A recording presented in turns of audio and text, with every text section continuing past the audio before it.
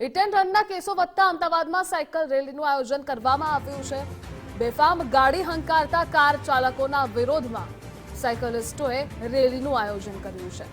કેટલાક દિવસો પહેલા વહેલી સવારે બેફામ ગાડી હંકારતા કાર ચાલકે બે સાયકલિસ્ટોને અડફેટે લીધા હતા, જેના કારણે સાયકલિસ્ટોને ઈજા પહોંચી હતી અને બેફામ ગાડી હંકારતા લોકો સામે વિરોધ નોંધાવી સજા અપાવવા અને લોકોમાં જાગૃતિ લાવવા સિંધુ ભવન ખાતે આવેલ ચોટીલા ગાર્ડનથી વૈષ્ણોદેવી સુધી રેલીનું આયોજન કરાયું, જેમાં 200થી પણ વધુ અલગ અલગ ગ્રુપના સાયકલિસ્ટો જોડાયા।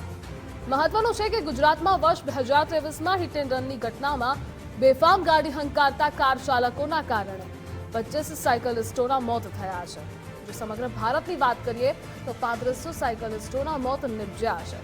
ત્યારે હવે સાયકલિસ્ટો રેલી બાદ સરકારી એજન્સીઓમાં આ મુદ્દે અલગ રૂટ ફાળવવાની માંગ સાથે રજૂઆત કરશે। આ ટોટલ 200 થી 300 સાયકલિસ્ટ છે આજે, અને લગભગ 5 કે 6 ગ્રુપ છે જે સાયકલિસ્ટ છે, જે લગભગ અઠવાડિયામાં 2 કે 3 વખત સાયકલિંગ કરે છે।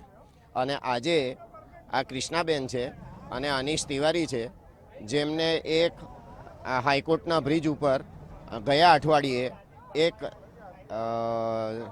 કાર ચાલકે એમને ઉડાડી દીધા અને અત્યાર સુધી પોલીસે કોઈ કાર્યવાહી કરી નથી, કમ્પ્લેન કર્યા છતાંય। અને આજે એના અગેન્સ્ટમાં અમે પોલીસને એક અપીલ કરવા માગીએ છીએ કે એ કોઈ બી રીતે એ કાર ચાલકને પકડે અને એના ઉપર કેસ દર્જ કરે। આ રોડ સાયકલિસ્ટનું અવેરનેસ છે અને એના માટે આજે અમે 200 થી 300 સાયકલિસ્ટ ભેગા થયા છીએ।